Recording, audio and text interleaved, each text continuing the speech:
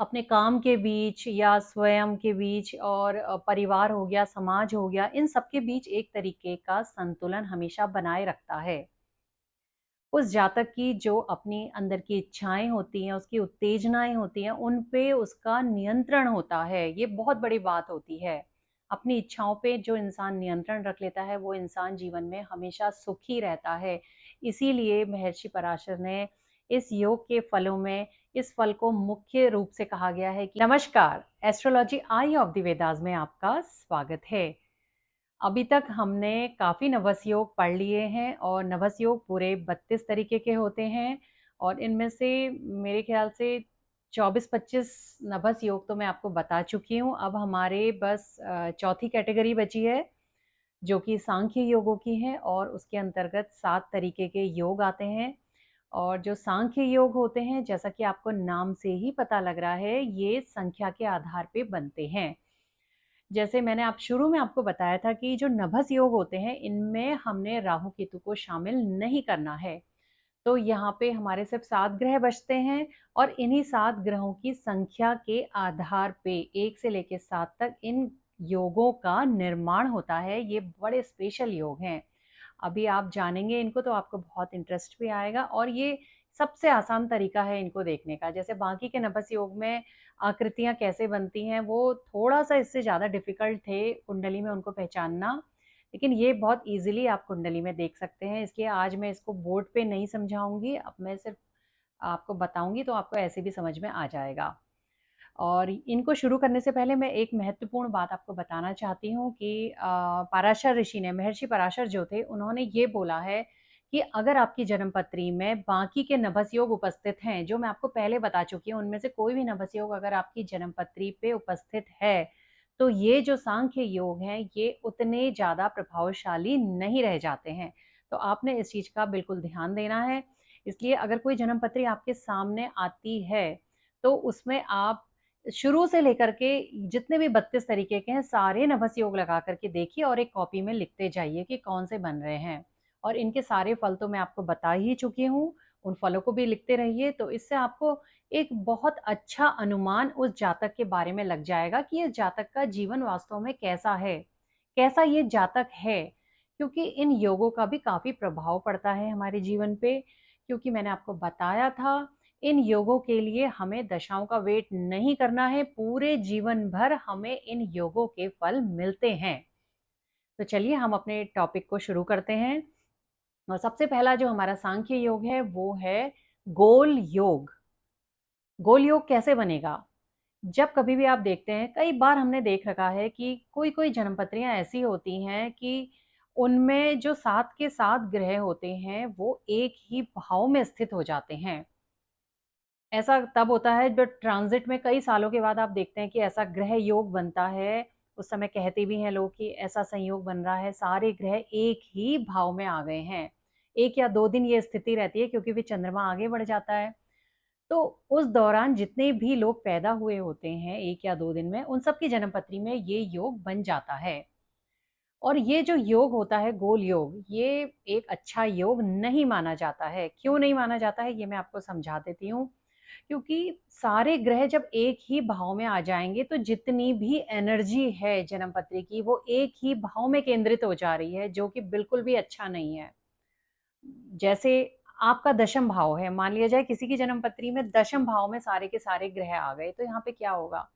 दशम भाव में कई तरीके के अच्छे कॉम्बिनेशन बनेंगे, बड़े-बड़े योग बन जाएँगे, खराब योग भी बनेंगे, तो 10th हाउस बहुत स्ट्रॉन्ग हो जाएगा। तो लाइफ का ये एरिया तो बहुत स्ट्रॉन्ग हो जाएगा, लेकिन बाकी के जो एरिया हमारे होते हैं, हमारी फैमिली लाइफ होता है, हमारी और चीज़ें होती हैं, तो वो कहीं न कहीं डिस्टर्ब हो जाएँगी क्योंकि एनर्जी उस हाउस में आ गई है। तो ये एक अच्छा योग बिल्कुल भी नहीं माना जाता है। अब मैं से आपको इसके फल बताती हूँ। गोल योग के जो फल होते हैं वो बिल्कुल भी अच्छे नहीं होते हैं।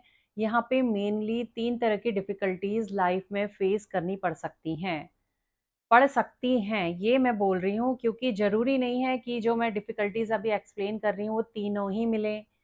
कोई 1 भी मिल सकती है, 2 भी या सारी भी मिल सकती हैं। ये ऐसा इसलिए बोल रही हूँ क्योंकि ये इंडिविजुअल के फिर हॉरोस्कोप को भी देखना हमें पड़ेगा, कि भई सारे ग्रह जो हैं वो एक ही भाव में अगर स्थित हैं, किसी के 2nd हाउस में होंगे, किसी के 3rd में होंगे, तो डिफ़िकल्टीज़ यही मिलेंगी जो मैं बता रही हूँ आपको, लेकिन इनमें से किसी को कोई, किसी को कोई मिलेगी। तो ये हमें इंडिविजुअल का हॉरोस्कोप वहाँ पे चाहिए। मैं आपको एक जनरल जो फल होते हैं वो बता रही हूँ। तो सबसे पहला इसमें ये होता है, जातक को लाइफ़ में ह्यूमिलिएशन फ़ेस करना पड़ता है। ऐसा हो सकता है। और ये किस तरीके से होता है, जैसे जातक का कोई अनादर करे, बार-बार उसका अनादर करे, या बार-बार कोई उस जातक के आत्मसम्मान को ठेस पहुँचाए, या बार-बार कोई उस इंसान को नीचा दिखाने की कोशिश करे। ये चीज़ कहीं पे भी हो सकती है, हमारे हमारे घर में भी हो सकती है, घर के बाहर भी हो सकती है, हमारे वर्क प्लेस में भी हो सकती है। तो इस तरह की सिचुएशन वहाँ पे जातक को फेस करनी पड़ती है। कई बार इसमें ये भी होता है कि जातक की जो उपलब्धियाँ हैं, उनको नज़रअंदाज कर दिया जाता है। कई बार घर में ही होता है, कई लोगों के साथ होता है, वो काफ़ी अच्छे से अपनी कुशलता के साथ पूरे घर को मैनेज करते हैं, घर का काम करते हैं, लेकिन वो भी एक उपलब्धि होती है और उसको नज़रअंदाज कर दिया जाता है। उस जातक को नीचा दिखाने की कोशिश की जाती है। या वर्क प्लेस में होता है कि जो उस इंसान से नीचे के लोग होते हैं, जिनकी काबिलियत उनके बराबर नहीं होती है, कई बार उनको पहले प्रमोशन दे दिया जाता है। तो ये चीज़ यहाँ पे संभव है, उनकी उपलब्धियों को नज़रअंदाज कर दिया जाता है। कई बार इन लोगों को नीचा दिखाने की कोशिश की जाती है या इनके बारे में झूठी अफ़वाहें फैला दी, तो ये चीज़ यहाँ पे हो सकती है। इसके अलावा जो दूसरा है यहाँ पे फल, वो ये भी मिल सकता है। हमारे क्लासिक्स में तो बस इतना बोला गया है कि जातक को धन की कमी का सामना करना पड़ता है। तो अब ये कई रूप में आता है, जैसे फाइनेंशियल क्राइसिस हो सकते हैं जातक के जीवन में, या जातक को पैसे अर्जित करने में दिक्कतों का सामना करना पड़ सकता है, या कई बार जातक पैसे तो बहुत अच्छे अर्जित कर लेता है लेकिन उनको संभाल नहीं पाता है। कुछ इस तरीके के खर्चे हो जाते हैं कि जातक का सारा धन वहाँ खर्च हो जाता है, या जातक लोन वगैरह ले लेता है, कर्जे में फँस जाता है। तो ये चीज़ भी यहाँ पे आ सकती है। तीसरा इसमें इसका ये फल है यहाँ पे कि जातक को इलनेस फेस करनी पड़ सकती है। किसी भी तरह की कोई बीमारी उसे ऐसी हो सकती है, कोई मेजर ना भी हो, माइनर भी अगर छोटी-सी भी हो रही है कोई बीमारी, जो उसकी डेली एक्टिविटीज़ को प्रभावित कर रही है, जिससे वो अपना काम सही तरीके से नहीं कर पा रहा है। क्योंकि ये एक अच्छा योग नहीं है, तो ये किसी न किसी रूप में अपने फल ज़रूर देगा। अब ऐसा भी हो सकता है कि भई जातक के पास धन है, परिवार है, सब कुछ है, लेकिन एक अच्छी हेल्थ नहीं है, तो वहाँ पे ये चीज़ आ सकती है। या एक अच्छी हेल्थ है जातक के पास, अच्छा परिवार है, लेकिन उसको पैसों की कमी आ रही है। तो इस तरीके से ये योग अपने फल देता है। तो मैं इसको बिल्कुल भी अच्छा योग नहीं कहूँगी, क्योंकि पराशर ऋषि ने इसको एक खराब योग की श्रेणी में रखा है। दूसरा योग हमारा जो सांख्य योग है, वो है युग योग। जब जन्मपत्री में आप देखते हैं कि सारे सातों के सातों ग्रह 2 भावों में आ गए हैं, यानी कि जो एनर्जी है ग्रहों की वो 2 भावों में सिमट गई है, तो वहाँ पे युग योग का निर्माण हो जाता है, और इसको भी पराशर ऋषि ने अच्छा योग नहीं बताया है। इसके जो फल हैं वो बिल्कुल ऊपर पहले वाला जो मैंने अभी आपको गोल योग बताया था, उससे मिलते-जुलते ही हैं, यानी कि जातक को जीवन में डिफ़िकल्टी फेस करनी ही पड़ेगी, ये आप मान के चलिए। ये अच्छा योग नहीं माना जाता है। लेकिन यहाँ पे भी एक चीज़ होती है जो मैं आपको समझाती हूँ।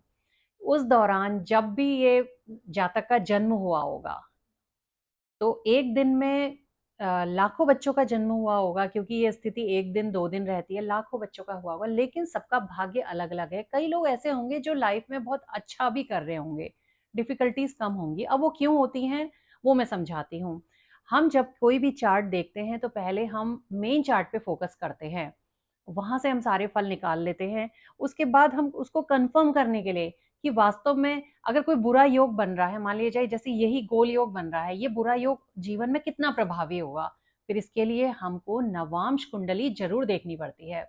अगर नवांश कुंडली इम्प्रूव कर जा रही है, वहाँ ग्रहों की स्थिति काफ़ी अच्छी हो जा रही है, क्योंकि नवांश जो है वो हर बंदे का अलग-अलग निकल के आता है। और ऐसे ही आगे के कई चार्ट जो सूक्ष्म चार्ट होते हैं, वो अलग-अलग होते हैं, तो वो सारे हमें स्टडी करने पड़ते हैं। वहाँ से हम डिफरेंशिएट बहुत आराम से कर लेते हैं कि अगर लाखों लोगों ने भी जन्म लिया है, तो सबका भाग्य अलग क्यों है? अब किसी का गोल योग अगर बन रहा है मेन चार्ट में, और उसके नवांश में भी स्थिति कोई बहुत ज़्यादा अच्छी नहीं हो रही है, तो वहाँ पे तो आपको कन्फर्म हो जाएगा जी, बंदे की तो दिक्कत होनी ही होनी है। लेकिन अगर नवांश चार्ट बहुत अच्छा शो कर रहा है, तो आप आराम से कह सकते हैं, नहीं कोई दिक्कत नहीं है, शुरू में आपको कठिनाई आएगी, लेकिन बाद में आप उसको इम्प्रूव कर जाओगे। क्योंकि जो आपकी आंतरिक कुंडली है, नवांश कुंडली हमारी जो आंतरिक जो है उसको दिखाती है, ये बाह्य रूप को दिखाती है। इसके नवांश कुंडली की जो अहमियत है, वो जन्म कुंडली से बिल्कुल भी कम नहीं है। महर्षि पराशर ने 10 में से अगर 3.5 नंबर इसको दिए हैं, मेन चार्ट को दिए हैं, तो वहीं पे उन्होंने कहा है कि 3 नंबर नवांश कुंडली के होते हैं। और नवांश कुंडली पे तो मेरी एक पूरी सीरीज बहुत पहले आ चुकी थी, उसमें मैंने बहुत अच्छे से सारे राजयोग सब कुछ बहुत समझा रखा है, आप लोग वहां से भी देख सकते हैं। ये मैं इसलिए बता रही हूँ क्योंकि कई बार ऐसे कमेंट आते हैं कि उसमें लोग ये कहते हैं कि ज्योतिषियों का तो काम ही ये होता है कि ये भी हो सकता है जी, ये भी हो सकता है, आप एकदम तो बिल्कुल सटीक बताते नहीं हो। तो क्या जो जनरल फल हम बता रहे हैं क्या वो सब पे एक से लगेंगे? कुछ ना कुछ तो उनमें वो आगे मॉडिफाई हो जाएंगे ना, तो वो इंडिविजुअल का जो हॉरोस्कोप है वो शो करेगा। तो इसीलिए मेरे को ये सब क्लैरिफाई यहाँ पे करना पड़ रहा है। अगला हमारा जो सांख्य योग है वो है शूल योग। शूल का अर्थ होता है कांटा, और ये बहुत अच्छा योग नहीं माना जाएगा क्योंकि इस योग में ऐसा कहा गया है महर्षि पराशर ने कि कई बार जातक जीवन में बहुत अचानक ही बहुत ऊंचाइयों पे पहुंच जाता है, ये योग उसको बहुत ऊंचाइयों पे पहुंचा देता है और कई बार जातक को डाउनफॉल भी दे देता है, अचानक दे देता है। ये इस योग की खासियत होती है। दूसरा, ये योग जिस किसी भी जातक की जन्मपत्री में बनता है, वो जातक जो होता है थोड़ा उसका जो बिहेवियर होता है एक तानाशाह वाला होता है। यानी कि जो अपने तानाशाह, हिटलर को ही नहीं कहेंगे यहाँ पे, वो व्यक्ति जो अपने से बड़ों की, वरिष्ठ जनों की बातों को नहीं सुनता है, तो वो भी तानाशाह के उसमें ही आता है। कई बार ऐसे आपको लोग मिल जाते हैं जो एज में बहुत कम होते हैं लेकिन अपनी ही बात को हर जगह चलाने की कोशिश करते हैं। लेकिन इन लोगों के अंदर एक खासियत होती है कि ये अपनी बात को बड़ी दृढ़ता के साथ दूसरे के सामने पेश कर देते हैं। इसको शूल योग को मैं आपको समझाती हूँ राजीव गांधी जी की जन्मपत्री से। ये देखिए राजीव गांधी जी की जन्मपत्री लगा दी है मैंने, और इसमें आप देखिए जो 7 के 7 ग्रह हैं वो 3 भावों में स्थित हैं सिर्फ।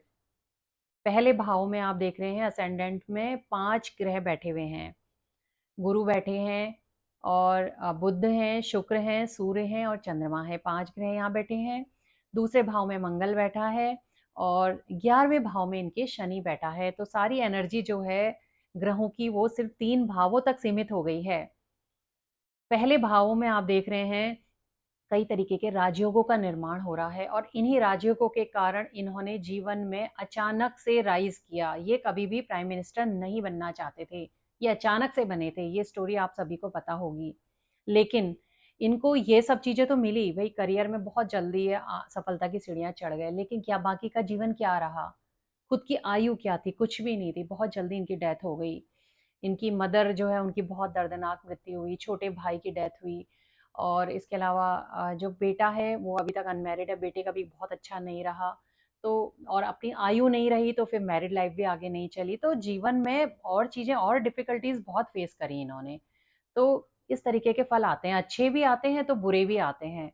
तो इस मतलब जैसे कोई जातक होता है कई बार बिजनेस में बहुत अच्छा कर लेता है, बिजनेस बड़ी ऊंचाइयों तक चले जाता है, और उसके बाद कुछ ऐसी सिचुएशंस बनती हैं कि उसके ऊपर कुछ बहुत कर्जा हो जाता है या कुछ हो जाता है, कुछ ना कुछ सिचुएशन ऐसी होती हैं कि उसका डाउनफॉल होना शुरू हो जाता है। तो ऐसे भी आपने कई देखे हैं, आपके सामने अनिल अंबानी का उदाहरण है।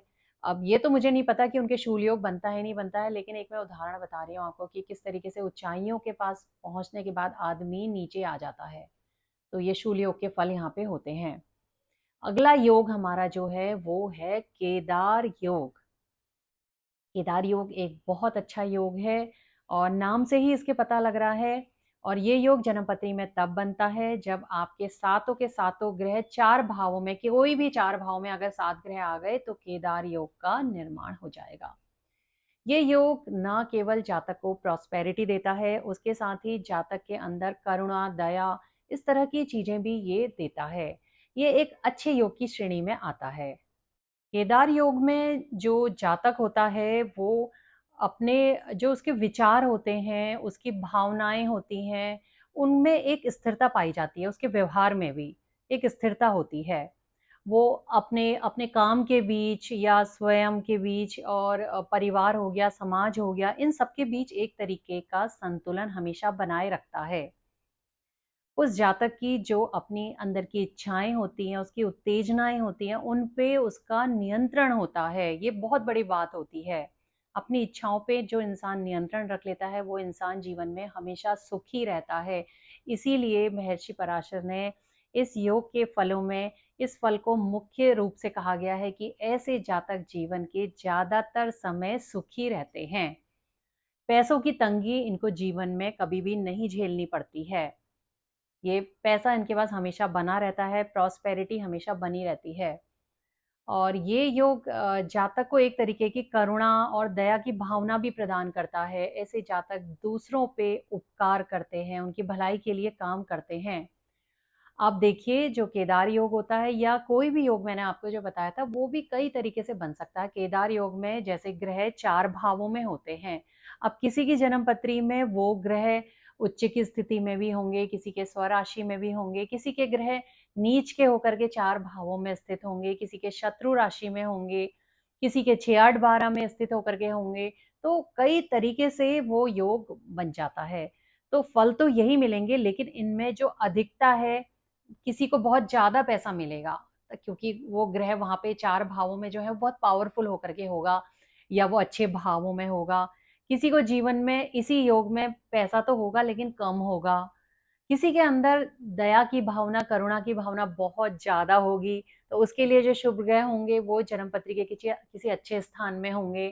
तो कहने का मतलब है कि यही योग भी कई तरीके से फिर फल देगा। फल तो यही होंगे, लेकिन फलों की जो अधिकतम किस रूप में दे सकता है या न्यूनतम किस रूप में दे सकता है, वो फिर ग्रह की खुद की स्थिति पे निर्भर करेगा। ग्रह कितना बली है, ग्रह कितना निर्बली है, ये सारी चीज़ें भी वहाँ पे देखी जाती हैं। लेकिन जो इसका निष्कर्ष है वो यही है, अगर आप किसी जन्म पत्री में केदार योग बना हुआ देख रहे हैं, तो वो एक प्लस पॉइंट है। अगला हमारा सांख्य योग है पाश योग। पाश का अर्थ ही होता है बंधन में बंध जाना। हम कहते हैं ना कि पाश में बंध गया है ये। तो इसके जो फल होते हैं वो अच्छे भी होते हैं, साथ में कुछ खराब फल भी होते हैं, वो मैं भी आपको एक्सप्लेन करूंगी। तो ये योग कैसे बनता है? जब कभी भी जन्मपत्री में, किसी की भी जन्मपत्री में अगर 7 ग्रह 5 भावों में आ गए हैं, 7 ग्रह 5 भावों में स्थित हैं, राहु केतु को नहीं लेना है, सिर्फ 7 ग्रहों को लेना है। अगर वो 5 भावों में आ गए हैं तो वहां पे पाश योग का निर्माण हो जाता है। अब इसके जो फल बताए हैं वो बृहत पराशर होरा शास्त्र में महर्षि पराशर ने ये बोला है कि ऐसा जातक वाचाल होता है। और अगर हम इसको देखें तो वाचाल का मतलब ये होता है कि ऐसा व्यक्ति जो बहुत ज्यादा बोलता है, वो इतना बोलता है कई बार कि सामने वाले को तो बोलने का वो मौका ही नहीं देता है। और कई बार ये जो जातक होते हैं, ये ऐसे विषय पे भी बोल देते हैं जिनकी इनको कोई भी जानकारी नहीं होगी, लेकिन इनको क्योंकि बोलना है कह करके ये बोलेंगे जरूर वहां पे। तो ये इस तरीके से बोलते हैं। लेकिन इनके अंदर एक खूबी होती है, ये लोग स्किलफुल होते हैं, कुशल होते हैं और पैसा कमाने की दक्षता होती है इनके अंदर। ये इनकी एक खासियत है, ये जीवन में पैसा कमा लेते हैं।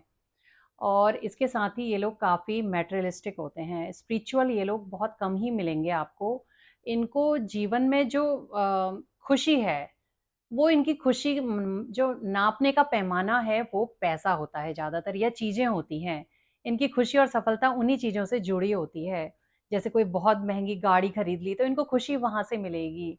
इनको ऐसा लगेगा हाँ जीवन मुझे बहुत सफलता मिल गई, तो यही सब कुछ इनके लिए होता है जीवन में। तो ये कोई बहुत अच्छी बात नहीं होती है, क्योंकि इसमें कई बार जातक को निराशा का सामना भी करना पड़ता है, फिर उसको जीवन में बहुत दुख मिलता है। अब इसका जो खराब फल है वो मैं आपको बताती हूँ, वो है महर्षि पराशर ने बोला है बंधन का भागी होता है। ऐसा जो जातक होता है उसको जीवन में एक बंधन का सामना करना पड़ता है। अब ये बंधन कई रूपों में आएगा, वो मैं एक्सप्लेन करती हूँ। एक तो ये होता है बंधन का सीधा सीधा अर्थ जेल चले जाना, लेकिन ऐसा व्यवहारिकता में नहीं होता है, क्योंकि हर व्यक्ति, जिन कईयों की जन्म पत्री में होगा, सब जेल नहीं जाएंगे। तो लेकिन लाइफ में उनको एक तरीके का बंधन जरूर होता है। अब वो बंधन किस रूप में हो सकता है? जैसे कई बार मैरिड लाइफ में आप देखते हैं व्यक्ति को दाम्पत्य जीवन में एक बंधन सा होता है। कई बार उस व्यक्ति को अपने रिश्तों में जो है बंधन महसूस होता है। कई बार उस जातक के ऊपर इतनी ज्यादा पारिवारिक जिम्मेदारियां होती हैं जो उसकी इच्छा के विरुद्ध होती हैं, लेकिन उसको वो सब निभानी होती हैं। एक बंधन होता है जो उसको वो उससे बाहर नहीं निकल सकता है। अगर उसकी इच्छा है भी निकलने की तो भी वो नहीं निकल सकता है। इस तरह की परिस्थितियाँ इस योग के कारण उत्पन्न होती हैं। और बाकी ऐसा नहीं है, ये जीवन में व्यक्ति को सब कुछ दे देता है, पैसा तो मिल जाता है क्योंकि भौतिकतावादी ये लोग होते ही हैं। तो इस तरीके के जो फल हैं वो पाश योग के सामने आते हैं। अब हमारे सांख्य योग में 2 योग और बचे हैं। एक इनमें दामिनी योग है, एक वीणा योग है और उसको मैं यहाँ पे एक्सप्लेन इसलिए नहीं कर रही हूँ क्योंकि मैं चाहती हूँ मैं अगले वीडियो में आपको बहुत विस्तार से उन योगों के बारे में समझाऊँ, क्योंकि वो बहुत सुंदर योग हैं और जीवन में बहुत ही सफलता देने वाले योग हैं। और उसमें मैं नेहरू जी की जन्मपत्री से आपको समझाऊँगी और अच्छे से सब कुछ आपको एक्सप्लेन वहीं पे करूँगी। तो आज मैंने आपको 5 योग समझा दिए हैं। आप इनको देखिए, आपकी जन्मपत्री में इनमें से कौन-सा योग बनता है, अपने जानने वालों की जन्मपत्री में लगा कर के देखिए। और आज का वीडियो अगर आपको पसंद आता है, तो वीडियो को लाइक ज़रूर कीजिएगा, शेयर कीजिएगा, कमेंट कीजिएगा। चैनल पे आप नए आए हैं, तो चैनल को सब्सक्राइब कर लीजिएगा, साथ में बेल आइकन को प्रेस कर लीजिएगा। धन्यवाद।